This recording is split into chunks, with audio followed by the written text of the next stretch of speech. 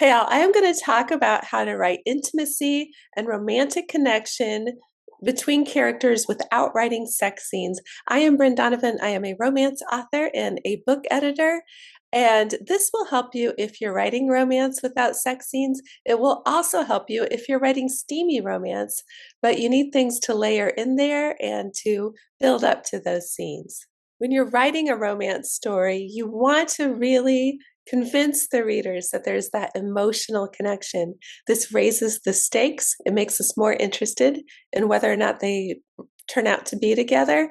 And it also makes a happy ever after more convincing in a romance novel because we can imagine them being happy together even when they're 80, 90, 100 years old.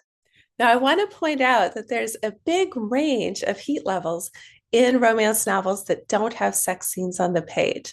So, what we call closed door romance is a romance novel that has the characters are having sex, but we just don't see it. It's off the page, it's fade to black.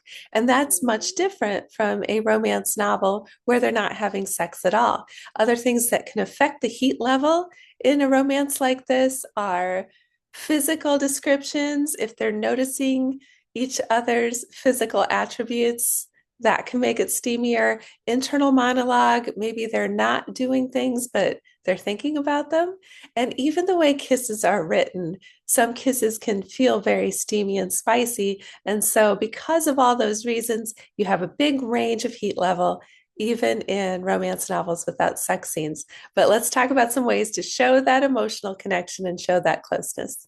A great way to first show that romantic spark is through undivided attention. You have the character really locked in on this other character. Maybe they're not even noticing what's going on around them.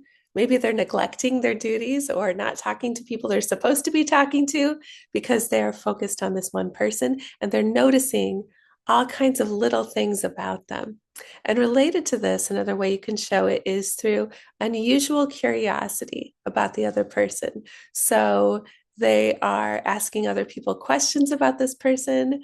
They're sitting around wondering about this person at odd moments. This is a great way to show that initial spark. You can show a character making excuses to be around the other character.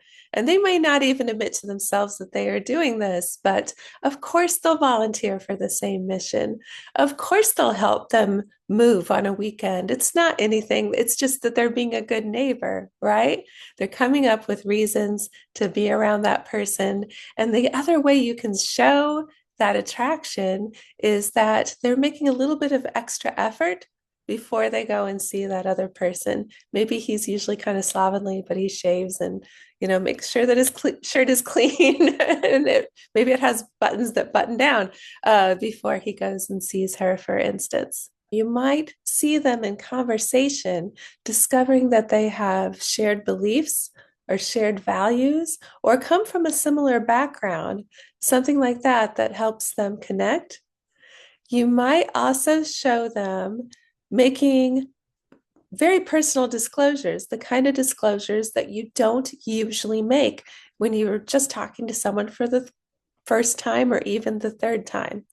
This establishes that emotional connection. It shows that they instinctively trust this other person, they vibe with them, they feel like their more personal self is safe with this other person, and that shows more intimacy. I forgot to say, by the way, that this video is sponsored by my book, Master List for Writers. It's cheat sheets for writers that a lot of best-selling authors use, actually, and it'll help you in writing all kinds of stories to give you more inspiration and ideas. One way that you can show that emotional connection and more vulnerability is through thoughtful notes and gifts. And we don't do this all that much in romance novels. We do it some, but a personal handwritten note shows this level of vulnerability and care that is really touching.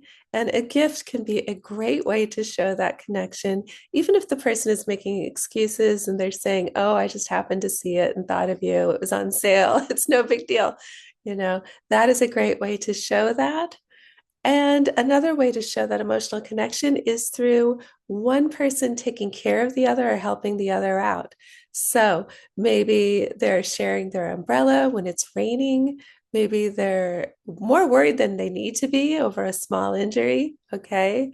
Maybe one of them is in a sticky social situation or kind of gets into a bad spot at the office, and the other one jumps in and helps them out through something that they say to smooth things over.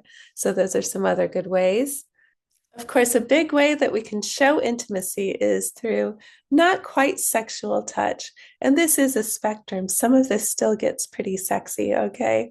But maybe your character touches someone's shoulder or their arm to get their attention when they really don't need to touch them, all right? Or they touch the back of their elbow or the small of their back to guide them in the right direction. They might offer a hand, say that there's ice on the sidewalk, or it's a historical romance. They're helping them into a carriage, things like that. They might help them put on their coat or take off their coat, or do the clasp of a necklace, which can be really sexy actually, because it's so sensitive back there. Help them with their dress zipper. And let's see what else. And then things like holding hands, hugging, giving a back massage, which again can get a little bit more sexy. One of the classic tropes in G-rated romance, like Hallmark style romance, I would say, is the interrupted kiss, where they're just about to kiss and someone interrupts them. It might be their kid, it might be a cow because they're on the farm. Something interrupts them, or they pull back themselves. This is a big trope in clean romance because you get the thrill of the kiss, but it's a tease because we don't quite get there. All right. And a big way we show intimacy and emotional connection is by showing one of the characters change for the other.